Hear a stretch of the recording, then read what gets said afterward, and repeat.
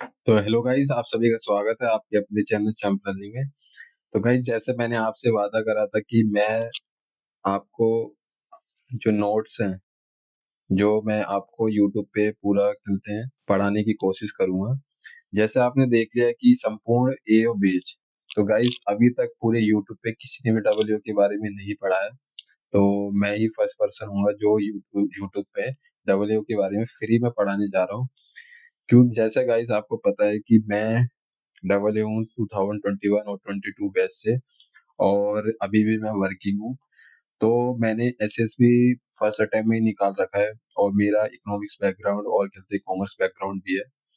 तो मैंने अपने नोट्स बनाए थे, कोई मैंने कोर्स नहीं लिया था। सबसे बड़ी जो डबल की प्रॉब्लम ये है कि आपको मार्केट में फ्री जो मटेरियल है वो नहीं मिलेगा, और आपको जो अगर पढ़ना भी पड़ेगा तो आपको वही एनसीईआरटी की बुक या दूसरे ऑथर की बुक पढ़नी पड़ेगी। कहीं पे मटेरियल कंसाइज तरीके से नहीं। अगर मटेरियल कंसाइज तरीके से है तो एक दो लोगों ने अपना पेड कोर्स निकाल रखा है, वो भी काफी कॉस्टली है, हर कोई अफोर्ड नहीं कर सकता, और उसमें भी काफी चीजें कवर नहीं कर रखी और एक सिस्टमेटिक तरीके से नहीं पढ़ाया गया। तो गाइस, मैंने आज जैसे आपसे वादा करा था कि मेरे जो नोट्स है वो कैसे मिलेंगे, तो मैंने बताया था कि वो नोट्स मैं डायरेक्टली आपको डिलीवर कर दूंगा। उसका कोई सेंस नहीं है। तो इसलिए मैंने क्या डिसाइड करा कि मैं उसके बेस पे नोट्स बना के आपको प्रॉपर तरीके से वीडियो डिलीवर करूंगा, और एक्सप्लेनेशन के साथ, और विद पीवाईक्यू, जो भी प्रीवियस ईयर के क्वेश्चन आ रखे उसको मैं अपने नोट्स में ऐड ऑन करूंगा। और साथ ही साथ में पीछे जो क्वेश्चन है आपकी क्लास के बाद 10-15 या 20-25 जो भी क्वेश्चन हो गए वो आपसे डिस्कस करूंगा, जिससे आप वीडियो देखने के बाद आपके जब क्वेश्चन करोगे तो आपकी सारी चीजें क्लियर हो जाएगी। इससे क्या होगा कि आपको एक्चुअली में पता चलेगा कि जो आपने पढ़ा है वो आप अच्छी तरह इम्प्लीमेंट कर पा रहे हो कि नहीं कर रहे हो। तो guys, this is A first video of economics. जैसे हमें पता है कि जो हमारा जो एग्जाम है, तो गाइज आज जो हमारी फर्स्ट क्लास है इसलिए मैं थोड़ा आपको ब्रीफ कर रहा हूँ, और इसके बाद फिर हम डायरेक्टली क्लास को स्टार्ट करेंगे, और देन लास्ट में आपको मैं क्वेश्चन डिस्कस करूंगा, और जो भी नोट्स होंगे वो मैं आपके साथ शेयर कर दूंगा। दिस माई टेलीग्राम चैनल जो मेरा कहते हैं डिस्क्रिप्शन में होगा। तो फर्स्ट है इसलिए मैं थोड़ा डिटेल में डिस्कस कर रहा हूँ। जैसा हमें पता है कि जो हमारा सिलेबस है उसमें 60 क्वेश्चन हमारे इकोनॉमिक्स के, 40 क्वेश्चन हमारे अकाउंट्स के हैं। तो इसलिए हमारा जो वेटेज है वो इकोनॉमिक्स का ज्यादा, और इकोनॉमिक्स थोड़ा ज्यादा ब्रॉड भी है, क्योंकि इसमें आपको माइक्रो भी पढ़ना है, मैक्रो भी पढ़ना है, इंडियन इकोनॉमिक भी पढ़ना है, ये तीन तो सब्जेक्ट आपको पढ़ने ही है। और उसमें भी फिर आपको कहते हैं इसमें भी काफी सारे चैप्टर हैं। तो गाइस, लिटरली मैं कह रहा हूँ कि आपको सारी चीजें नहीं पढ़नी, जो मैं आपको पढ़ाऊंगा बस आपको वही पढ़ना है, और उन्हीं चीजों को पढ़ना है। क्योंकि गाइस, मैं भी 2 बार मैंने सिलेक्शन लिया, और मेरे one of the highest marks ही रहते थे डब्ल्यू के एग्जाम में। और मैं आपको पूरी चीजें बताऊंगा, जो भी मैं आपको बता रहा हूँ वो उसी चीजों को बता रहा हूँ जिसको पढ़ के मैं खुद यहाँ तक पहुंचा हूँ। और आप भी अगर पहुंचोगे पढ़ोगे तो आपको वही आराम से वहां तक पहुंच जाओगे। बात रही है कि इसमें कुछ टॉपिक ऐसे हैं जिसका हमें पढ़ने का कोई सेंस नहीं है, क्योंकि हमारे पास इतना समय भी नहीं। क्योंकि जैसे आपको देख रहे हो कि अभी हमारा सीजन का डिले हुआ है, और अगर कोई टारगेट कर रहा है डब्ल्यू को, तो this is a good opportunity, this is a good chance to start your W preparation right now. क्योंकि अगर 150 प्लस मार्क्स आ रहे हैं तभी आप इसके सोचना, अदरवाइज उसका कोई सेंस नहीं। आपकी प्री की कट ऑफ निकलेगी नहीं, आप उसमें अननेसेसरी अपना टाइम यहाँ पे लगाओगे। तो इसलिए आपको 150 प्लस अगर आपके मार्क्स आ रहे हैं, देन आप you you have started your W preparation. Otherwise आप प्री के बाद ही देखना, क्योंकि आपके मार्क्स नहीं आ रहे तो उसका कोई फायदा नहीं है। तो जैसे मैंने आपको बताया था 60 क्वेश्चन हमारे हैं, 40 क्वेश्चन हमारे ये हैं। तो अकाउंट्स हमारे 40 क्वेश्चन है, क्वेश्चन कम है, पर ये थोड़ा टेक्निकल सब्जेक्ट है क्योंकि काफी लोगों को पता नहीं होता है। इकोनॉमिक्स ना कहीं आपने जीएस में पढ़ रखा होता है। तो इसलिए हम फर्स्ट इकोनॉमिक्स की क्लास स्टार्ट करेंगे। This is introduction. Introduction in the sense कि अगर आप इस क्लास को कर लोगे तो आपके 2 से 3, कभी कभी 4 क्वेश्चन आपके इजीली हो जाएंगे। और बहुत छोटी वीडियो बनाऊंगा, ज्यादा मैं इतना लेंथी वीडियो नहीं बनाऊंगा, क्योंकि आपके पास टाइम भी नहीं है। 3 से 4 क्वेश्चन बना के 6 से 8 नंबर के आपके यहाँ से पक्के हो जाएंगे अगर आपने इस क्लास को कर ली। तो गाइज, चलो आप वीडियो को स्टार्ट करते हो, और अपनी नोटबुक और पेन सबको ले वे के बैठो, क्योंकि वीडियो देखने का कोई सेंस नहीं है, आप पे लिमिटेड समय है। और आज ही हम बात करेंगे कि कैसे हमारे पास लिमिटेड समय में हमें अच्छा आउटपुट निकालना है। तो then started our first class. तो और गाइस वीडियो को लास्ट तक देखना। अगर आपको वीडियो यूजफुल लगता है, please share your comment and whenever you have any doubt, any any suggestion, any feedback, I am ready for accepting all this feedback, because जब भी लोग मेरे को कहते हैं, कोई भी चीजों के बारे में बोलते हैं, कोई भी इवन नेगेटिव बोलते, I never react on this comment, because I know I am just starting. So मेरा इनिशियल फेज है, तो मेरे को चीजें टाइम लगती है। कोई भी लाइफ में चीजें अगर आप स्टार्ट कर रहे हो, तो उसमें थोड़ा आपको चैलेंज आते हैं, प्रॉब्लम आती है। तो अगर आपको लोग फीडबैक दे रहे हैं या नेगेटिव दे रहे हैं, weather it is negative, weather it is positive, it's I'm never the consider negative and feedback. I'm always the focus on you, focus on it, how I will improve, how will I improve my next video. So अगर आपको feedback देना है तो please feedback देना। और आपको लगता है कि मेरे को अगर वीडियो या कहते हैं अपनी कैसे कंटेंट को इम्प्रूव करना है, तो आप अपना सजेशन देना, तो I definitely consider your feedback and suggestion, even your negative comment I will also consider. तो गाइस देन वी तो अब हम वीडियो के स्टार्ट करते हैं।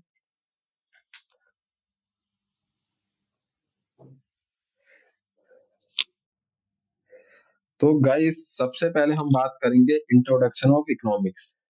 तो गाइस आपको जब लगता होगा कि इकोनॉमिक्स इकोनॉमिक्स इकोनॉमिक्स, तो आज बात कर ही लेते हैं कि इकोनॉमिक्स है क्या। तो गाइस जैसे आपने देखा होगा कि एक होता है इकोनॉमिक्स जैसे, और एक होता है हमारी इकोनॉमी।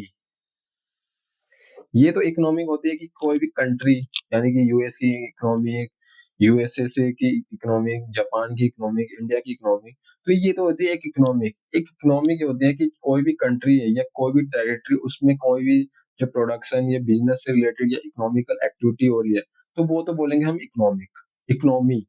और then we now we are focus on economics. तो गाइस इकोनॉमिक्स जो है ना, वो दो वर्ड से मिलके बना है। दोनों ही जो वर्ड है वो ग्रीक के वर्ड है। ओइको का मतलब है हाउस और नोमस का मतलब है मैनेज। तो हमें कैसे हाउस को मैनेज करना है, हाउस का मतलब यहाँ पे है कि यहाँ पर हमें कैसे अपनी कंट्री को कैसे मैनेज करना है। अब मैनेज का मतलब क्या है, कैसे हमें उस चीज को चलाना है, कैसे हमें उस चीज को प्रॉपर तरीके से एग्जीक्यूट करना है। तो इसके बारे में बात करेंगे। It means home management with limited resources end fund available in most economical manner possible. कहने का मतलब ये है कि कोई भी हमारा घर है, मान लो लेट्स से हमारा हम है, फादर हमारे कहते हैं हर मंथ में हमारे पास पैसा आता है, हमारे पे लिमिटेड रिसोर्सेज होते हैं, हमारे पे लिमिटेड फंड है, मनी है। तो अब मदर की रिस्पॉन्सिबिलिटी या फादर की रिस्पॉन्सिबिलिटी होती है कि हमें उस लिमिटेड जो अमाउंट है या फंड को कैसे प्रॉपर तरीके से यूटिलाइज करना है, ताकि हम उससे का बेस्ट से बेस्ट यूटिलाइज कर सके। मान लो कि अगर आपके फादर की इनकम मान लो लेट से 25,000 है, और आप उसको, अगर आपकी मदर या आपके फादर प्रॉपर तरीके से उसको सही तरीके से यूज नहीं करेंगे, आपकी स्टडी प्रॉपर तरीके से यूज नहीं करेंगे, वो अननेसेसरी कहीं दूसरी सॉफ्ट चीजों में प्रॉपर यूज करेंगे, तो कहने का मतलब क्या है कि वो उसका कोई वर्थ नहीं होगा। अगर वो एजुकेशन या हम उसको अच्छी तरह यूज कर सके, तो उससे क्या होगा कि हमारा जो बेस्ट से बेस्ट आउटपुट निकलेगा। तो ये कोई भी कंट्री हो, कोई इकोनॉमी हो, या कोई भी इंस्टीट्यूट हो, या कोई हाउस हो, any any place, any thing, कोई भी रिसोर्सेज है, आपको कैसे प्रॉपर तरीके से यूटिलाइज करना है, ताकि हम उसका मैक्स से मैक्स यूटिलाइज कर सके और उसका बेस्ट से बेस्ट आउटपुट निकाल सके। तो guys this is a meaning of economics. तो आपको आज इकोनॉमिक्स का मीनिंग समझ आ गया होगा। तो गाइस जो ये कंसेप्ट है ना इकोनॉमिक, वो सबसे पहले किसके माइंड में आया था, तो उनका नाम है एडम स्मिथ। तो दिस इज अ इकोनॉमिस्ट। तो इन्होंने सबसे पहले इकोनॉमिक्स के बारे में बात करी थी कि कैसे हमें हमारी जो इकोनॉमिकल एक्टिविटी है, बिजनेस से रिलेटेड एक्टिविटी है, वो कैसे हमें मैनेज करनी है। तो गाइस जो इकोनॉमिक्स है, एडम स्मिथ ने ही बोला था economics as a science of wealth. तो ये जो हमारी साइंस है वो वेल्थ की है, यानी कि हमारा जो यहाँ पे हम साइंस में कहते हैं फॉर्मूले हुए या एक्सपेरिमेंट हो, उसके बारे में बात कर रहे हैं, पर जो हमारी इकोनॉमिक्स होती है उसमें हम बात करते हैं वेल्थ के बारे में। यहाँ पर हम बात करते हैं कि कैसे हमें अपने वेल्थ को प्रॉपर तरीके से यूटिलाइज करना है, कैसे हमें अपने वेल्थ को इंक्रीज करना है, इस सारी चीजों के बारे में हम बात करते हैं। और यही क्वेश्चन अभी करते हैं। अभी 1-2 साल पहले क्वेश्चन यही आया था कि किसने बोला है कि एडम स्मिथ ने कि economics as a science of wealth. और इसके बाद हम बात करते हैं एडम स्मिथ। एडम स्मिथ ने उनकी एक बुक है an inquiry into the nature and cause of wealth of nation. तो एडम स्मिथ की जो बुक है उस उनकी बुक का नाम है दिस। कभी कभी ये क्वेश्चन पूछ लिया जाता है और कभी कभी अगर ईयर पूछ ले तो 1776 है। तो ये हो गए हमारे इनके बारे। इसके बाद हम बात करेंगे कि जो जैसे मैंने बताया कि आपको science of wealth focus on primary on production and consumption of wealth. इसमें मैंने आपको बताया कि कोई भी इकोनॉमिक है उसमें फंड को कैसे प्रॉपर तरह से यूज करना है, कैसे उसको कहते हैं बढ़ाना है। तो यही बेसिकली किसी भी इकोनॉमिक्स का या इकोनॉमी का रोल होता है। अब बात करेंगे हम सेकंड इकोनॉमिक्स। तो गाइस अब हम बात करेंगे economic is broadly divided into part. जो इकोनॉमी है कोई भी कंट्री की इकोनॉमी है वो दो सेगमेंट में डिवाइड होती है। फर्स्ट है माइक्रो और सेकंड है मैक्रो। तो जो माइक्रो और मैक्रो वो ये जो टर्म है वो सबसे पहले किसके माइंड में आया, वो रैगनर फ्रिच है जिन्होंने 1933 में दिया था ये दोनों टर्म। अब इन दोनों टर्म के बारे में हम डिटेल में डिस्कस करते हैं कि दोनों का मतलब क्या है, दोनों का क्या रोल है, दोनों का क्या डिफरेंस है, क्या क्या काम होते हैं। फर्स्ट माइक्रो इकोनॉमिक्स जो माइक्रो वर्ड है हमारा वो हमारा ग्रीक वर्ड से आया हुआ है। माइक्रोस का मतलब है स्मॉल और मैक्रो का मतलब है ग्रीक वर्ड यानी कि लार्ज। तो सबसे पहले हम बात करते हैं माइक्रो के बारे में। Deal with the small segment of society. It is defined as the study of behaviour of individual decision making units such as consumer, resource owner और फर्म। तो हम जो माइक्रो इकोनॉमिक्स में अगर हम बात करें हम एक छोटे सेगमेंट के बारे में बात करते हैं। बेशक वो एक हाउस हुआ या वो एक पर्टिकुलर इंस्टीट्यूट हुआ, ये इंडिविजुअल का वो डिसीजन मेकिंग हुआ, कंज्यूमर हो गया यानी कि कंज्यूमर की कैसी सेटिस्फेक्शन होती है, ये रिसोर्स को हम रिसोर्स ओनर या फर्म। इन छोटे छोटे जब हम सेगमेंट के बारे में बात करते हैं तो वहां पे हम बात करते हैं माइक्रो इकोनॉमिक्स। और known as a price theory. इसे प्राइस थ्योरी क्यों बोलते हैं, because it deal with the determination of price of goods commodity and factor product. यहाँ पे बेसिकली हम जो बात करते हैं गुड्स की और जो फैक्टर ऑफ प्रोडक्शन की जो प्राइसिंग है वो कैसे डिसाइड होगी। जैसे फैक्टर ऑफ प्रोडक्शन अभी हम बाद में बोल रहे हैं कि कोई भी चीज हम प्रोड्यूस करने के लिए हमें क्या क्या यूज होते हैं। जैसे हमारी लैंड हो गई, जैसे हमारा कैपिटल हो गया, जैसे ऑनर हो गया, या आपका ये सारी जो चीज होती है आपके किसी भी चीज को प्रोड्यूस करने के लिए यूज करते हैं, इसलिए हम इसे फैक्टर ऑफ प्रोडक्शन बोलते हैं। अभी इसके बारे में भी क्वेश्चन आया था कि फैक्टर ऑफ प्रोडक्शन किसे बोलते हैं, तो ये क्वेश्चन भी आया था, तो आप ये ध्यान रखना। और इसमें बेसिकली हम कमोडिटी और फैक्टर ऑफ प्रोडक्शन यानी कि जिस चीज को हम प्रोड्यूस कर रहे हैं उसकी कॉस्ट कैसे डिसाइड होती है, इसलिए हम इसे बोलते हैं प्राइस थ्योरी। देन अब अगर हम बात करें macro economics, it deal with the aggregative economics, economic as a whole. यानी कि हम एक सेगमेंट के बारे में बात नहीं कर रहे हैं, हम एज ए होल कह रहे हैं। It study the overall economic phenomena such as problem of full employment, GNP, saving, investment, aggregative consumption, economic growth. That's why it is known as income and employment theory. क्योंकि हम जब भी कोई economy है उसमें अगर एज ए होल बात करते हैं तो वहां पे हमारा एम्प्लॉयमेंट और इनकम के बारे में बात होती है। कुछ टर्म है जैसे हम जो भी हम यहाँ पे टर्म में बात करेंगे वो एग्रीगेटिव, एग्रीमेंट मतलब टोटल यानी कुल। तो इससे यानी कंजम्पशन मतलब अगर कंजम्पशन में बात करूँ कि एक पर्टिकुलर कंज्यूमर की कंजम्पशन कितनी है और एक पूरे होल एक पूरे नेशन यानी एक इकोनॉमी की जो कंजम्पशन है कितनी है उसके बारे में बात करेंगे तो वहां पे मैक्रो इकोनॉमिक। अब माइक्रो इकोनॉमिक्स में भी तीन थ्योरी है, theory of price, theory of producer behaviour, theory of consumer. Theory of price में हम कहते हैं प्रोडक्ट की प्राइसिंग के बारे में बात करेंगे कि प्रोडक्ट की प्राइसिंग कैसे डिसाइड करनी है, क्योंकि हम ज्यादा भी अगर प्रोडक्ट की प्राइसिंग ज्यादा कर देंगे तो वो भी दिक्कत, कम कर देंगे वो भी दिक्कत। तो हमें एक ऐसे लेवल पे डिसाइड करना होता है जिससे मैक्स से मैक्स लोग उस चीज को कंज्यूम कर सके। दूसरा है फैक्टर की प्राइसिंग, यानी कि जो भी हम चीजें यानी प्रोड्यूसर के बिहेवियर, यानी कोई भी प्रोड्यूसर है उसका बिहेवियर कैसे होता है, यानी कि फैक्टर ऑफ प्राइसिंग। यहाँ पे हम factor of pricing in the sense कि जो भी हम चीज प्रोड्यूस कर रहे हैं तो उसकी प्राइसिंग कैसे करेंगे। तो इसलिए हम थ्योरी ऑफ प्रोड्यूसर बिहेवियर में पढ़ते हैं, थ्योरी ऑफ कंज्यूमर बिहेवियर में पढ़ते हैं कि वेलफेयर ऑफ इकोनॉमिक, इकोनॉमिक की वेलफेयर क्या होनी चाहिए, मतलब सबको कैसे इक्वली ट्रीट करना चाहिए, सबके बारे में कैसे सोचना चाहिए, तो इसके बारे में बात करेंगे। GM Keynes, GM Keynes England के हैं, wrote the general theory of employment, interest and money. तो इन्होंने कहते हैं अपनी ये जेम्स थेम्स एक हिसाब से हम ये भी कह सकते हैं कि मैक्रो इकोनॉमिक्स के फादर भी है, और उनकी जो बुक है general theory of employment, interest and money. तो गाइस अब हमने बात कर ली है।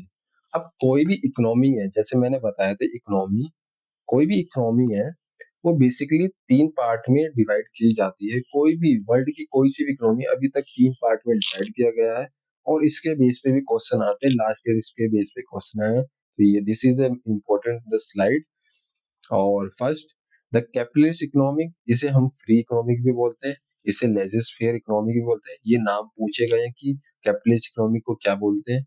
ऐसे socialist economic, command economic, centrally planned economic. तो इस तरीके से इन तीनों के नाम आपको पता होना चाहिए। और थर्ड है आपका मिक्स इकोनॉमिक। तो ये तीनों इकोनॉमिक हमारे बारे में हमने डिस्कस किया। फर्स्ट अब इनके डिफरेंस कर लेते हैं, किस बेस पे ये क्या डिफरेंस। ओनरशिप, यहाँ पे जो ओनरशिप होती है वो सिर्फ प्राइवेट पार्टी की होती है। यहाँ पे जो ओनर्स होती है पब्लिक, पब्लिक यानी कि लोगों की नहीं, पब्लिक इन द सेंस की गवर्नमेंट की, स्टेट की। और यहाँ पर दोनों की ओनरशिप होती है, यानी कि दोनों का कंट्रोल होता है। अब बात करते हैं कि इकोनॉमिक, यहाँ पे जो मोटिव होते हैं इन तीनों इकोनॉमिक में, मोटिव सबका क्या क्या है। इसका जो मोटिव है मेन, बस प्रॉफिट।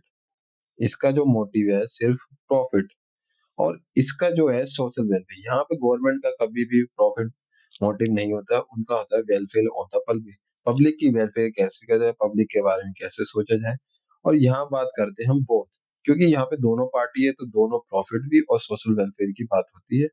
गवर्नमेंट रोल, यहाँ पे गवर्नमेंट का कोई रोल नहीं होता है, क्योंकि यहाँ पे जो प्राइसिंग होती है वो अपने आप ही लॉ ऑफ डिमांड और सप्लाई पे अपने आप ही प्राइसिंग डिसाइड होती है। यहाँ पे गवर्नमेंट का कोई रोल नहीं।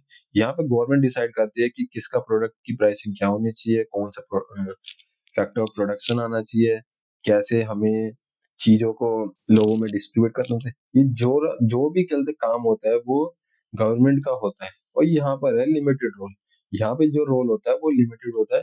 क्योंकि गवर्नमेंट का लिमिटेड रोल इसलिए है क्योंकि यहाँ पे प्राइवेट पार्टी भी होती है, तो इसलिए दोनों का रोल होता है, तो इसलिए गवर्नमेंट का रोल कम हो जाता है। अब बात करते हैं इनकम डिस्ट्रीब्यूशन। यहाँ पे जो इनकम डिस्ट्रीब्यूशन होता है वो अनइक्वल होता है। क्यों? क्योंकि यहाँ पर जो पार्टी होती है, जो ओनर होता है, उसका मेन मोटिव ये नहीं होता कि लोगों की भलाई, यहाँ पे होता है कि प्रॉफिट। तो प्रॉफिट जहाँ पे भी मोटिव होता है वहां पे किसी के पास ज्यादा प्रॉफिट होता है, किसी के पास कम प्रॉफिट होता है। इस वजह से जो कहते हैं इनकम का डिस्ट्रीब्यूशन होता है वो अनइक्वल होता है। और दिस इज इक्वल, यहाँ पे गवर्नमेंट है तो गवर्नमेंट का जो मेन होता है कि सबके पास इक्वल चीज होना चाहिए। और दिस इज अनरियलिस्टिक सिचुएशन, क्योंकि कोई भी ऐसी इकोनॉमी नहीं कि सबके पास इक्वल पैसा हो। हाँ ये थ्योरी में है, पर इन प्रैक्टिकल अगर सेंस में बात करें तो कहीं पे भी ऐसा नहीं हो सकता। और लेस अनइक्वल यहाँ पे, क्योंकि दोनों पार्टी है तो सोशल वेलफेयर भी होता है, प्रॉफिट मोटिव भी होता है, तो दोनों को अगर अगर देखा जाए तो यहाँ पे अनइक्वल तो होता है पर कम होता है as compare to capitalist economic. Economic freedom, यहाँ पे इकोनॉमिक जो फ्रीडम होता है वो कंप्लीट होता है क्योंकि कोई गवर्नमेंट का कंट्रोल नहीं होता है। यहाँ पे लैक ऑफ फ्रीडम होता है क्योंकि गवर्नमेंट का कंट्रोल होता है। यहाँ लिमिटेड फ्रीडम। एग्जाम्पल, जैसे हमारी जो यूएसए है वो अभी कैपिटलिस्ट इकोनॉमी कहा जाता है। जैसे हमारी रसिया हो गई या नॉर्थ कोरिया हो गया, जैसे हम पहले बोलते थे यूएसएसआर, पहले रसिया को बोलते थे, तो वहीं से ये सोशलिस्ट का कंसेप्ट है, तो वहां पर होता है। और इंडिया हमारी जो है वो मिक्स इकोनॉमी है। तो गाइस अभी जो क्वेश्चन आया था कि India at the time of independence क्या थी, कौन सी इकोनॉमिक थी, कैपिटलिस्ट थी, सोशलिस्ट थी, मिक्स थी। तो गाइस मिक्स इकोनॉमिक्स थे उस समय भी। तो गाइस अब हम बात करते हैं कि कोई भी इकोनॉमिक्स है, यानी इकोनॉमिक्स की जो स्टडी करते हैं वो दो मेथड के बारे में बात करें, एक नॉर्मेटिव मेथड और positive method. First, normative method होता है based on the opinion and value of interpreter. यहाँ पे कोई फैक्ट डेटा की जरूरत नहीं होती। यहाँ पे होता है कि कोई पर्सनल है जो भी इंटरप्रेट कर रहा है, उसकी अपने पर्सनल जो व्यूज है या उसके एजम्पशन है उसके बेस पे इकोनॉमिक्स का जो इंटरप्रेशन किया जाता है वो होता है। यहाँ पे पॉजिटिव इकोनॉमिक्स में क्या है, based on the data, fact and number. यहाँ पे किसी का अपना पर्सनल व्यू नहीं होता, एजम्पशन नहीं होती है। यहाँ पे सिर्फ सिंपल सा होता है कि डेटा, डेटा क्या बोलता है, जो डेटा बोलेगा उसके बेस पे डिसीजन लिए जाएंगे। This is a narrow concept और this is a descriptive concept. Verification is not possible, यहाँ पे वेरिफिकेशन पॉसिबल नहीं है। सबके एजम्पशन सबके अलग है। कोई पर्टिकुलर चीज है, आपके उस चीज को लेकर अलग पॉइंट ऑफ व्यू होंगे, मेरे पॉइंट अलग पॉइंट ऑफ व्यू। तो this is a subjective and this is not the realistic, it is an unrealistic situation। तो verification can not be possible in this case. तो यहाँ पर जो हम बात करेंगे result can be verified. Result क्यों वेरीफाई किया गया, क्योंकि यहाँ पे डाटा है फैक्ट। अगर मान लो कि आपके डिसीजन में कोई प्रॉब्लम आ रही है या आपने कोई डिसीजन कम गलत लिया, तो वहां पर आपके जो डेटा है वो फिगर खुद ही बोलेंगे। तो you can verify on that time. और no way to test the feasibility applicability in very, क्योंकि देखो गाइस कोई भी हमारा ओपिनियन है वो किसी पर्टिकुलर सिचुएशन में अलग होता है और कहीं पर अलग होता है। तो इसकी जो एप्लीकेबिलिटी फिजिबल नहीं हो सकती, क्योंकि हर जो आपका पॉइंट ऑफ व्यू होता है हर जगह पे डिफरेंट होता है। तो इसलिए इसकी फिजिबिलिटी नहीं है ना एप्लीकेबिलिटी नहीं हो सकती अलग अलग फील्ड में। Safe and beyond that can be proved scientifically.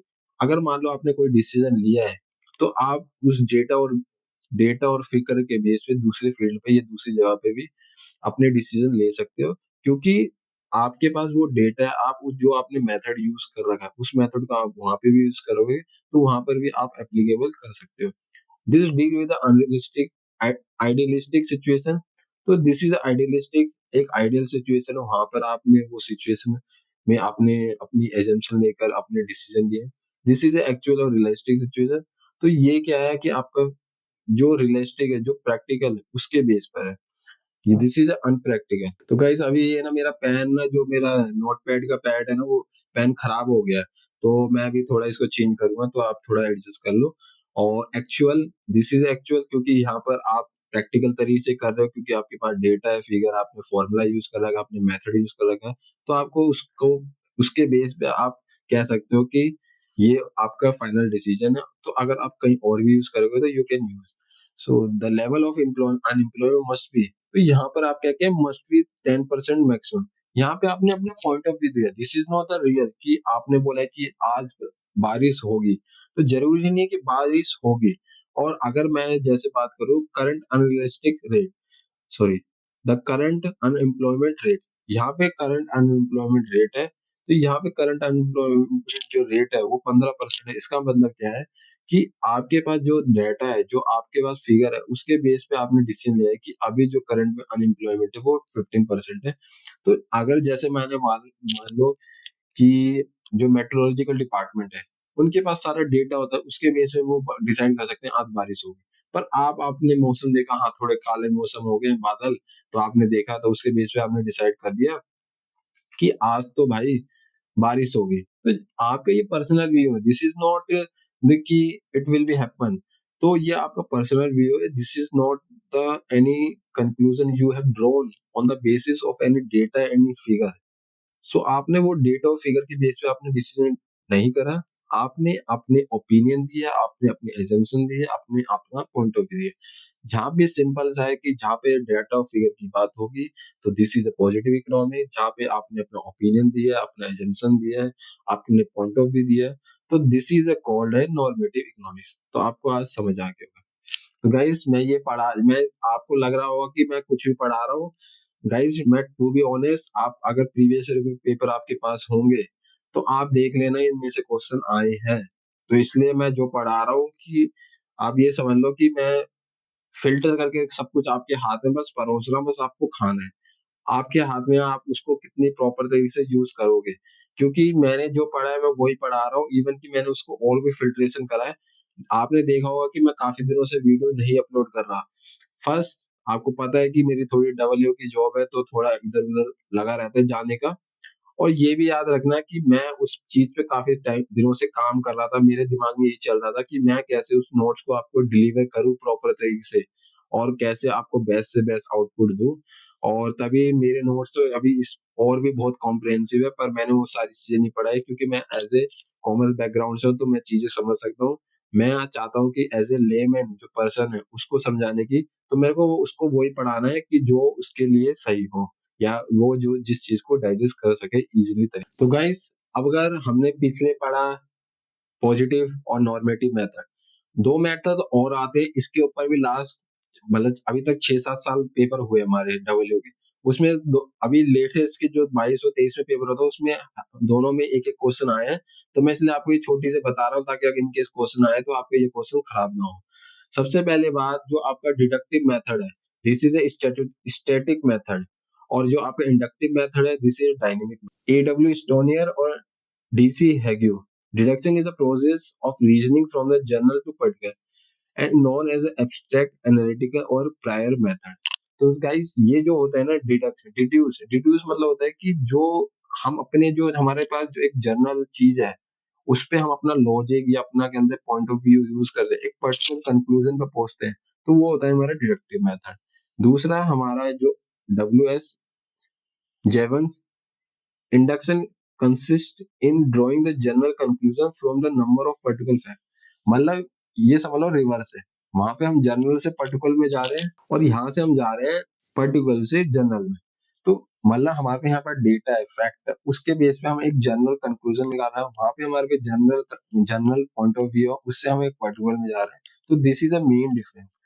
इसको हम एब्स्ट्रैक्ट मेथड भी बोलते हैं, एनालिटिकल मेथड भी बोलते हैं, प्रायर मेथड भी बोलते हैं, इसको हम बोलते हैं इंपेरिकल या हिस्टोरिकल या स्टैटिस्टिकल। क्योंकि हम डेटा की बात करें तो स्टैटिस्टिकल और हिस्टोरिकल मेथड बोलते हैं, वहां पर हम चलते हैं एक जनरल पॉइंट ऑफ व्यू के बारे में जा रहे हैं, तो इसलिए हम उसे एनालिटिकल एब्स्ट्रैक्ट मेथड बोलते हैं। ये टॉप टू डाउन है, ये डाउन टू टॉप है, ऊपर से हम नीचे जा रहे हैं और नीचे से हम ऊपर जा रहे हैं। We start assumption and general principle, हम कोई एजम्पशन कर ले तो कोई जनरल प्रिंसिपल है, उस पर अपना लॉजिक लगाते हैं, फिर एक कंक्लूजन पे पहुंचते हैं, स्पेसिफिक कंक्लूजन पे। और यहाँ पर हम वी स्टार्ट द ऑब्जर्विंग, हम अपने अलग अलग डेटा फैक्ट है उसको एनालाइज करते हैं और फिर उसके बेस में एक जनरल प्रिंसिपल निकालते हैं। तो दिस इज एक को याद रखना, दूसरा अपना ऑटोमेटिकली याद हो जाएगा। Assume the human wants are unlimited, जैसे हमें पता है कि ह्यूमन की वांट्स है वो अनलिमिटेड है, तो economic deduce, deduce in the sense कि conclude, inference the law of diminishing marginality. Next chapter में हम इसके बारे में बात करेंगे कि उन्होंने अपनी ह्यूमन की वांट्स लिमिटेड है, उसके बेस पे उन्होंने कंक्लूजन निकाला है कि इसलिए law of diminishing marginality. Law of diminishing marginality का मतलब ये है कि जब भी आप कोई चीज प्रोड्यूस खा रहे हो या मतलब प्रोड्यूस कर रहे हो, तो जैसे जब हम उस चीज को कंज्यूम करते जाते हैं उसका जो लेवल ऑफ सेटिस्फेक्शन है वो घटते जाता है। तो this is called law of diminishing marginal utility. और नाउ अगर हम बात करें observing that when the price of rice increase, हमने ऑब्जर्व करा कि जब प्राइस अगर इंक्रीज होता है तो लोगों की डिमांड कम हो जाती है। तो इसके बेस पे हमने एक फॉर्मूला या हमने प्रिंसिपल बना दिया लॉ ऑफ डिमांड। तो आपको गाइस समझ आ गया कि जहाँ पे डेटा ऑफ फैक्ट की बात होती है तो दिस इज इंडक्टिव मेथड, जहाँ पे हम एक जनरल पॉइंट ऑफ व्यू से, एक जनरल हमारा जो एजम्पशन है उससे हम एक पर्टिकुलर कंक्लूजन पे जा रहे हैं, वहां पे हम डिडक्टिव मेथड। तो आप गाइस आपको समझ आ गया होगा, थैंक यू यहाँ तक बने रहने के लिए। अब मेन है हमारा जो क्वेश्चन, हर बार इसको इस जो हमारी स्लाइड है इसमें से हमेशा क्वेश्चन आता है, this is a central problem of economic. Central problem of economic, economic की इकोनॉमी हो, घर हो, एनीथिंग, वहां पे सबसे पहले जो हमारी चॉइस चॉइस होती है ना, अनलिमिटेड चॉइस ही तो हमारी वांट्स है। उसके बेस पे हमारी जो इकोनॉमिक की जो सेंट्रल प्रॉब्लम क्या है, it is a problem of choice, the problem of full और efficient utilisation of limited resources to satisfy maximum number of wants. मतलब हमारे पास प्रॉब्लम चॉइस करनी है, क्योंकि हमारे पे दुनिया, मान लो कि हमारे पे 100 रुपए है, पापा ने बोला ये खाना है, मम्मी ने बोला ये खाना है, दो भाई बहन है उन्होंने बोला ये खाना है। अब किसकी चॉइस को सिलेक्ट करें, क्योंकि हमारे पास 100 रुपए है, तो इसलिए। और फिर उस 100 रुपए को भी मैक्स से मैक्स यूटिलाइज करना है अपने जो लिमिटेड रिसोर्स, यानी कि हमारे पास जो 100 रुपए है उसको कैसे हम एफिशिएंट तरीके से यूटिलाइज करें, so that we can provide the maximum satisfaction to the all the family members. तो क्या इसके बारे में हम बात कर ले कि हमारे पास रिसोर्सेज लिमिटेड है, उसमें हमारी चॉइस दुनिया भर की होती है, हमें डिसाइड करना होता है कि कौन सी चॉइस डिसाइड करे और उसके बेस पे हमें मैक्सिमम से मैक्सिमम सेटिस्फेक्शन प्रोवाइड करे।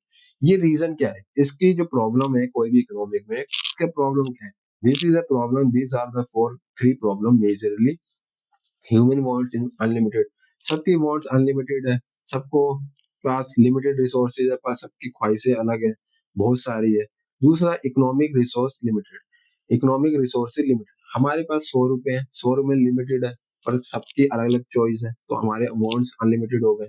रिसोर्सेज हैव द ऑलरेडी, अब उस 100 रुपए के अलग अलग यूज भी कर सकते हैं, हम क्या बोलते हैं पार्टी के लिए भी यूज करते हैं, घर में इंपॉर्टेंट सामान के लिए भी यूज करते हैं, तो अलग अलग इसके ऑल्टरनेटिव यूज है। तो इसलिए मेजरली ये तीन कहते कॉजेज है जिसकी वजह से हमारी सेंट्रल प्रॉब्लम होती है। And kind of problem, first what to produce and how much to produce. सबसे पहले है कि जो हमारे पास लिमिटेड रिसोर्सेज है उससे हमारे दिमाग में आता है कि हम कम से कम क्या प्रोड्यूस करें और कितनी क्वांटिटी में प्रोड्यूस करें, ताकि हम कहते हैं मैक्सिमम से मैक्सिमम सेटिस्फेक्शन प्रोवाइड कर सके, क्योंकि हमारे पास टेक्नोलॉजी कम है, फंड कम है, हमारे पास ऑल्टरनेटिव यूजेस है। तो इसका हम कैसे क्या प्रोड्यूस करें और कितना प्रोड्यूस करें, और दैट देयरफॉर इट इज ये जो आता है ना, व्हाट टू प्रोड्यूस और how much to produce, it is come under the pricing theory. Pricing theory के अंदर और हाउ टू प्रोड्यूस यानी कि कैसे प्रोड्यूस करें। अगर हमें डिसाइड हो गया कि ये प्रोड्यूस करना है या ये चीज हमें कहते हैं बनानी है और इतनी क्वांटिटी में बनाना है, अब कैसे बनानी है ताकि हम मैक्स से मैक्स आउटपुट निकाल सके without any waste, whether it is using the labour intensive या कैपिटल इंटेंसिव। तो it is come under the production theory, क्योंकि हमें यहाँ पे प्रोडक्शन करना, अब बनानी है चीजें फॉर होम टू ओनर, किसके लिए प्रोड्यूस करें, ग्रुप ए के लिए प्रोड्यूस करें, ग्रुप बी के लिए प्रोड्यूस, किसके लिए प्रोड्यूस करें। तो it study under the theory of distribution, कैसे डिस्ट्रीब्यूट करें ताकि जो हमारी जो इकोनॉमी है उसका जो मेन मोटिव है कि इक्वल डिवाइड कर सके, या हम कहते हैं सब में डिवाइड कर सके, फॉर होम टू प्रोड्यूस, किसके लिए प्रोड्यूस करें। तो ये हमारी मेजरली 3 प्रॉब्लम थी, और इन प्रॉब्लम का क्या रीजन है। फर्स्ट, हमारे ह्यूमन वांट्स अनलिमिटेड है। दूसरा, हमारे जो इकोनॉमिक रिसोर्स है वो लिमिटेड है।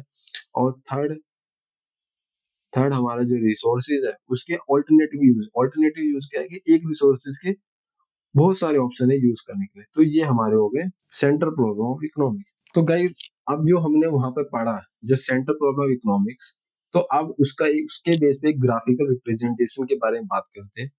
जो हम एक ये हमारा टेबलर हो गया, ये ग्राफिकल हो गया। इसका मतलब क्या है, प्रोडक्शन पॉसिबिलिटी का मतलब अगर हम इस यहाँ पर जो हमारा ये कर्व है, इसकी कुछ एजम्पशन है।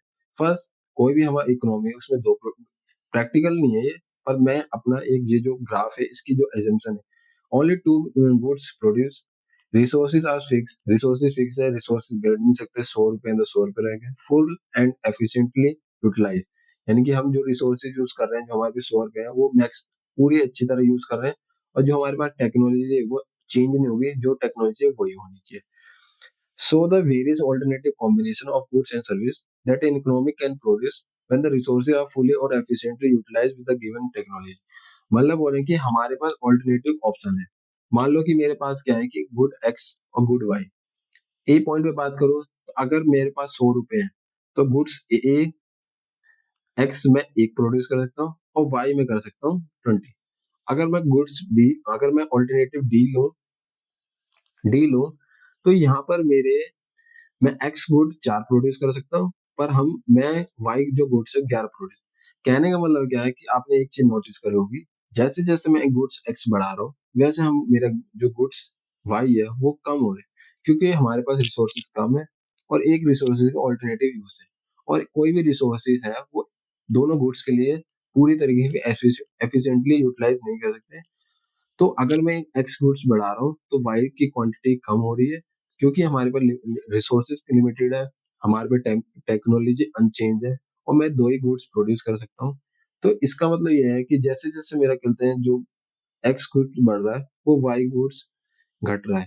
तो इसका मतलब क्या है कि मेरे जो रिसोर्सेज है ऑल्टरनेटिव यूटिलाइज कर सकता हूँ, पर दोनों के लिए प्रॉपर तरीके से एफिशिएंटली यूटिलाइज नहीं कर सकता। अगर बात करूँ ये जो भी कर्व के ऊपर जो पॉइंट है, इसका मतलब मैं ये हम एज्यूम कर सकते हैं कि हमने अपने रिसोर्स के एफिशिएंटली मैक्स से मैक्स यूटिलाइज कर रखा है, जिस वजह से हमारे पास ये ऑप्शन आ रहे हैं। अगर मैं इससे नीचे जाऊंगा या बाद में जाऊंगा, तो इसका मतलब क्या, अगर मैं नीचे जाऊंगा यानी कि मैंने एफ पॉइंट पकड़ लिया, तो इसका मतलब क्या है कि मैं रिसोर्स को अच्छी तरह यूटिलाइज नहीं। और अगर मैंने कहते हैं ये वाला पॉइंट यूज ले लिया, इसका मतलब क्या है कि जो मैं रिसोर्सेज कर रहा हूँ वो अनअटेनेबल है, वो मैं जितने मेरे पास रिसोर्सेज है उसका फुली यूटिलाइज करने के बाद भी मैं वो पॉइंट या वो कॉम्बिनेशन मैं अचीव नहीं कर सकता। तो दिस इज ऑल। इस कर्व को हम पीपी कर्व भी बोलते हैं या प्रोडक्शन पॉसिबिलिटी कर्व भी बोलते हैं। इसका एक दूसरा नाम है प्रोडक्शन पॉसिबिलिटी फ्रंटियर। इस ये भी आता है, लास्ट ईयर इसके ऊपर भी क्वेश्चन आया कि हमें पीपीसी कर्व को और क्या बोलते हैं, तो प्रोडक्शन पॉसिबिलिटी फ्रंटियर भी बोलते हैं। अब एनोटेमी, अब हमने जो ये पढ़ा है इसके हम ब्रेकडाउन के बारे में बात कर लेते हैं। PPC is a called the transformation curve because one good is transferred to another, here the Y is sacrificing for producing. जैसे हमने देखा कि इसे ट्रांसफॉर्मेशन कर्व भी बोलते हैं, क्योंकि एक गुड्स के चक्कर में हम दूसरे गुड्स को हमें कम करना पड़ रहा है, हमें y को कहते हैं कम करते जाना पड़ रहा है x के लिए। PPC is downward sloping, producing more one goods has to produce less other goods. मतलब एक मेरे को गुड्स बढ़ाने के चक्कर में दूसरे गुड्स को मेरे को कम करना पड़ रहा है, इसलिए मैं इसको डाउनवर्ड स्लोप बोलते हैं। क्योंकि जैसे जैसे मैं बढ़ा रहा हूँ वैसे जैसे मेरा कहते हैं जो कर्व है वो नीचे की तरफ जाता जा रहा है। और it is a concave to the point of origin, origin है, ओरिजिन की तरफ हमारा ये कॉनकेव शेप बन रही है, ये देख रहे हो आप कॉनकेव शेप बन रही है। तो इसका मतलब ये है कि producing concave because the slope of PPC increase, PPC curve की वो इंक्रीज हो रही है। इस वजह से क्या हो रहा है, यहाँ पे इंक्रीज नहीं आएगा, यहाँ डिक्रीज आएगी। क्योंकि देखो अगर मैं बात करूं, मान लो कि मैं एक एक गया, फिर ये मान लो पहले जैसे मान लो कि मेरा क्या कहते हैं, ये देखो फॉर्मूला है स्लोप ऑफ पीपीसी कर्व क्या क्या है, amount of goods lost, Y loss कर रहे हैं और amount of goods X gain कर रहे हैं। तो एक्स जैसे मैं कहते हैं गेन करते जा रहा हूँ, मान लो फर्स्ट मैं गेन कर जा रहा हूँ, फिर जो मेरा ये है पहले मैंने एक एक लॉस करा फिर एक आया, फिर इसके बाद मैंने दो लॉस करा फिर एक आया, फिर इसके बाद मैंने तीन लॉस करा। हाँ तो ये इंक्रीजेस ही आएगा। जो मेरा कहते हैं पीपीसी कर्व का जो स्लोप है वो कहते हैं इंक्रीज होता है, क्योंकि जैसे जैसे मैं एक एक क्वांटिटी बढ़ाता जा रहा हूँ वैसे जो मेरी लॉस की क्वांटिटी है वो भी कहते हैं बढ़ती जा रही है। अब देखो जैसे मान लो कि मैंने एक क्वांटिटी मेरी एक बढ़ी है, क्वांटिटी मेरी एक बढ़ी है, और जैसे मैं नीचे आया वो चार चार मैंने लॉस करा एक बढ़ी है।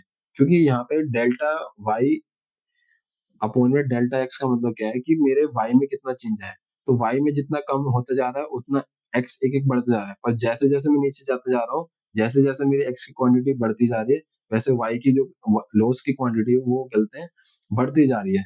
तो इसलिए हमारा जो यहाँ पे स्लोप होता है पीपीसी का इंक्रीज होता है। इसके ऊपर भी क्वेश्चन आ रखा है, reason for increasing the slope of PPC specific use of resources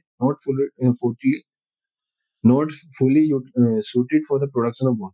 क्योंकि हमारे जो रिसोर्सेज है ना, कोई भी एक रिसोर्सेज है वो दोनों गुड्स के लिए फुली कहते हैं परफेक्ट नहीं बैठता दोनों गुड्स को प्रोड्यूस करने के लिए। इसलिए कहते हैं जब हम हमारा पीपीसी जो कर्व का जो स्लोप है वो इंक्रीज होता है, differ in proportion in which vector I use. और जो और कोई भी क्वांटिटी को मान लो कि मैं रॉ मटेरियल है, मान लो मैं एक्स को प्रोड्यूस करने के लिए मेरे को 5 क्वांटिटी यूज करनी पड़े, वाई को प्रोड्यूस करने के लिए 4 प्रोड्यूस करनी। तो कहने का मतलब क्या है कि कोई भी गुड्स को हम जब प्रोड्यूस करते हैं एक गुड्स दोनों के लिए सेम क्वांटिटी यूज नहीं होती, डिफरेंट डिफरेंट क्वांटिटी होती है। और दूसरा है कोई भी एक पर्टिकुलर जो रॉ मटेरियल है वो दोनों के लिए फुली सूटेड नहीं होता। क्योंकि किसी के लिए कहते हैं वो कम क्वांटिटी मतलब अच्छी तरह प्रोड्यूस करता है, किसी में ज्यादा यूज करने का फिर प्रोडक्ट देता है। तो ये दोनों का डिफरेंस है। इसे हम कहते हैं एमआरटी भी बोलते हैं, एमआरटी इसे हम एमआरटी भी बोलते हैं, MRT marginal rate of transformation और marginal opportunity cost of X in term of Y given up. मतलब कहने का मतलब ये है कि हम एक्स बढ़ाने के चक्कर में हमें वाई की क्वांटिटी कम करनी पड़ रही है। It is also called the law of increasing opportunity cost. इसलिए हमें कहते हैं इंक्रीजिंग अपॉर्चुनिटी कॉस्ट भी कहते हैं, क्योंकि जैसे जैसे हम एक्स को बढ़ा रहे हैं वैसे जो वाई की क्वांटिटी है वैसे वो वाई की क्वांटिटी उतनी उतनी ज्यादा ज्यादा कम होती जा रही है। अपॉर्चुनिटी कॉस्ट के ऊपर भी लास्ट ईयर में क्वेश्चन आया था, तो मैं इसके बारे में डिस्कस कर लेते हैं। The cost of alternative opportunity given up और surrendered it arises when resources have the alternative use the benefit loss in term of a next best alternative forgone when a choice is made.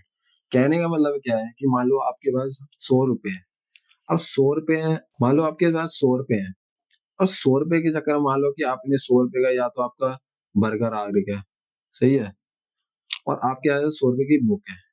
तो अगर आप 100 रुपए अपनी book के लिए use कर रहे हैं तो इसका मतलब क्या है, आपने जो आपका बेस्ट ऑल्टरनेटिव नेक्स्ट क्या था बर्गर, वो आपने आप फॉरगोन कर दिया।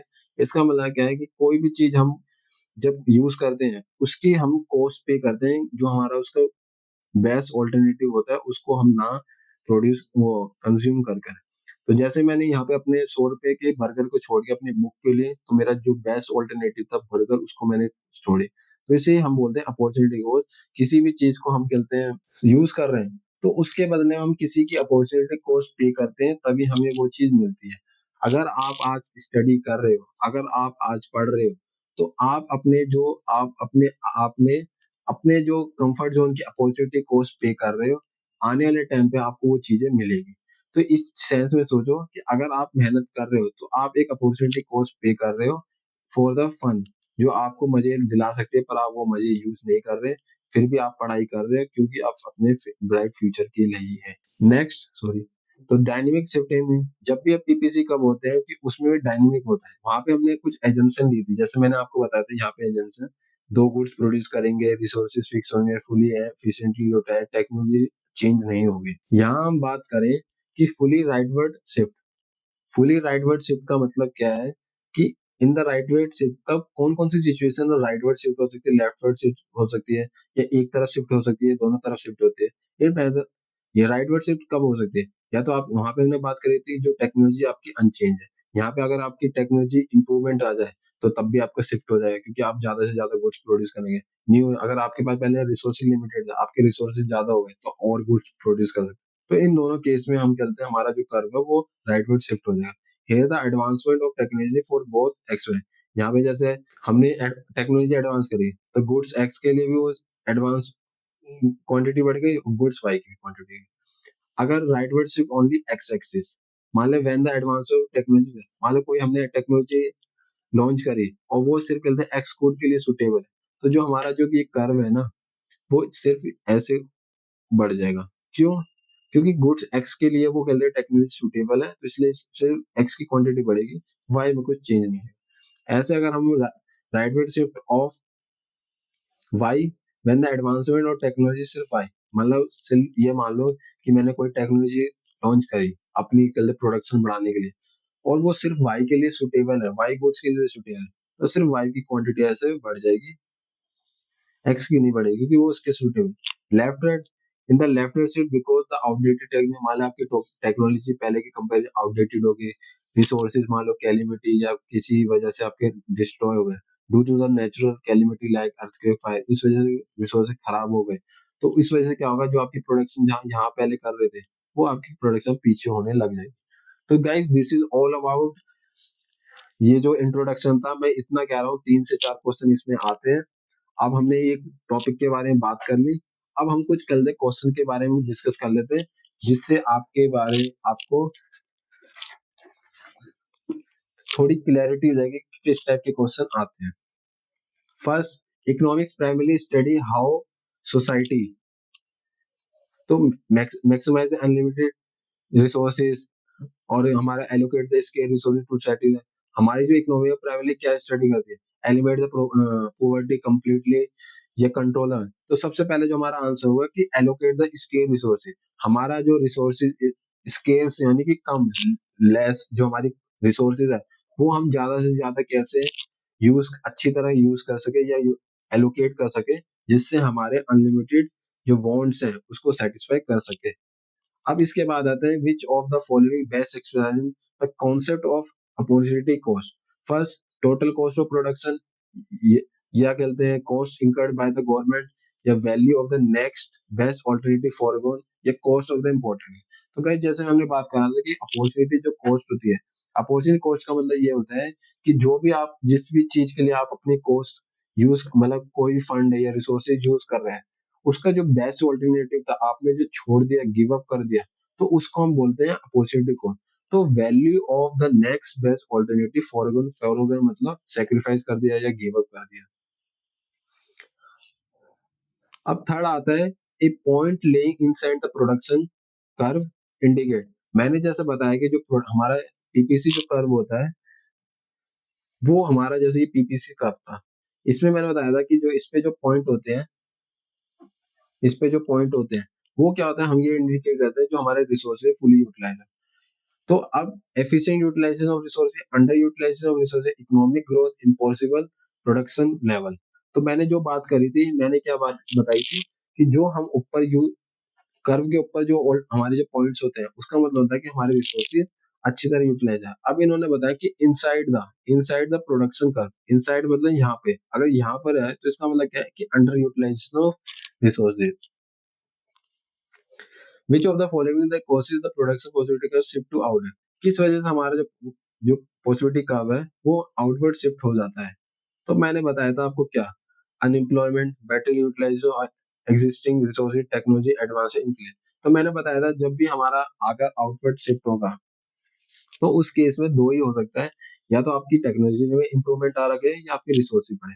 तो हमारा ऑप्शन क्या होगा, थर्ड होगा। स्केर्स स्केर्सिटी इकोनॉमिक्स में, स्केर्सिटी का मतलब क्या है, scarcity money is scarce, resources are limited alternative to the sorry resources are limited related to unlimited wants, goods are unavailable in the market, population is increasing। तो मैंने बताया था कि जो हमारी स्केर्सिटी का मतलब क्या है, कि हमारी जो इकोनॉमिक्स है ना वो रिसोर्सेज हमारे क्या है, लिमिटेड है, और उसके जो वांट्स है अनलिमिटेड। तो इसलिए हमारा जो ऑप्शन है वो बी हो जाएगा। Best the basic economic problem arises because of, जो हमारी जो प्रॉब्लम है वो इकोनॉमी में क्यों अराइज है, क्योंकि हमारे पास रिसोर्सेज कम है और जो हमारी जो वांट्स है अनलिमिटेड है। तो human wants limited, resources unlimited, resources are scarce और wants are unlimited, government expenditure is high. तो हमारा क्या होगा, सी ऑप्शन होगा। तो guys seven question, which of the following is not one of the three fundamental economics. तो मैंने बताया था जो हमारी फंडामेंटल जो इकोनॉमिक्स की तीन प्रॉब्लम क्या है, वो क्या प्रॉब्लम है, एक तो क्या है कि what to produce, how to produce और फॉर होम टू प्रोड्यूस। तो मैंने बताया था कि what to produce in what quantity, how to produce और फॉर होम टू। ये तो नहीं बताया था कि व्हेन टू प्रोड्यूस, इसके बारे में तो बात नहीं होती, इसलिए हमारा ये ऑप्शन ये हो जाएगा। अब if the economy is operating on the production possibility in the, अगर हमारी कहते हैं जो इकोनॉमी है प्रोडक्शन पॉसिबिलिटी कम के ऊपर चल रही है, तो उसका मतलब क्या होगा, उसका मतलब तो यही होगा ना कि जो हमारे, जो मैंने बताया था ऑल्टरनेटिव, उसका मतलब क्या होगा, उसका मतलब ये होगा कि हमारे जो रिसोर्सेज है, resources are being efficiently utilised. 8 हो गया। अब production possibility curve is generally, production possibility जो कर्व है वो क्या है, प्रोडक्शन पॉसिबिलिटी कर्व क्या है हमारा, ये हमारा production possibility upward sloping, horizontal, downward sloping, convex to origin या वर्टिकल। तो हमने बताया था ना कि ये हमारा क्या है, डाउनवर्ड स्लोपिंग है और कॉन्केव टू ओरिजिन, और जो इसकी जो स्लोपिंग होती है, स्लोप होता है वो क्या होता है, इंक्रीजिंग होता है। और विच of the following is the feature of the mix economy, कोई भी मिक्स इकोनॉमी है वो क्या थी, जैसे बताया कि मिक्स इकोनॉमी में दोनों का कहते हैं कंट्रोल होता है, complete government ownership, complete private ownership, coexistence of public and private sector, absence of market forces। तो मैंने जैसे बताया था कि जो हमारी मिक्स इकोनॉमी होती है उसमें दोनों का रोल होता है, बेशक वो गवर्नमेंट हो या प्राइवेट हो, तो दोनों। जैसे हमारी इंडिया जो कंट्री है, इकोनॉमी है, वो अभी मिक्स इकोनॉमी है क्योंकि दोनों का इंटरवेंशन होता है। तो इसलिए हमारा जो ऑप्शन है वो 3 होगा, coexistence of public and private sector. तो guys this is all about my first class. तो होप मैंने अपना बेस्ट से बेस्ट देने की कोशिश करा। अगर मेरे से कुछ जो भी मतलब मिस्टेक हुई या गलती हुई, अगर आपको अपना फीडबैक देना, प्लीज कमेंट बॉक्स में अपना फीडबैक देना, और प्लीज वीडियो को लास्ट तक देखना, तभी इसका बेनिफिट मिल सकेगा। मुझे नहीं लगता गाइस मैंने जो कंटेंट प्रोवाइड करा है वो आपको गले यूट्यूब पे डब्ल्यू से रिलेटेड कंटेंट मिलेगा, इसलिए कह रहा हूँ कि बस वीडियो में टिके रहना, और पूरी जो सीरीज में लेकर आऊंगा धीरे धीरे, हर वीडियो को देखना, उसके नोट्स बनाना। टेलीग्राम का मैं लिंक दे दूंगा अपने कमेंट बॉक्स में, वहां पे आपको नोट्स शेयर कर दूंगा, ये स्लाइड शेयर कर दूंगा, ताकि अगर आपको नोट्स नहीं बनाना तो आप उससे डायरेक्ट अपने स्लाइड से या नोट से आपकी स्टडी कर सकते हैं। हो कोशिश करना कि प्रिंट आउट निकाल लो, और प्रिंट आउट निकालने के बाद वहीं पे अपने नोट्स बना लो। या दूसरा तरीका है, अगर आपके पास पेन टैबलेट है तो डायरेक्ट पेन टैबलेट का यूज कर लो। अगर आपको लगता है नहीं नहीं मेरे को अपने हाथ से लिखने के बाद याद आता है, तो साथ ही साथ वीडियो देखने के बाद अपने नोट्स बनाओ और प्रॉपर देख दो, बार बार रिविजन कर रहे हो। और प्रीवियस ईयर के क्वेश्चन, कुछ क्वेश्चन मैंने आपको दे दिए, कुछ क्वेश्चन अगर आपको लगते हैं और प्रैक्टिस करनी है, प्रीवियस ईयर के क्वेश्चन करो। तो this is the best combination for your preparation of W. तो गाइस अपना बस फीडबैक देखना और कमेंट में बताना कि कैसी मेरी फर्स्ट क्लास लगी। अगर जैसा भी आपका फीडबैक आएगा मैं आपका वेलकम करता हूँ, weather it is A negative, weather it is A positive, I only consider about the feedback of my audience. तो थैंक यू गाइस।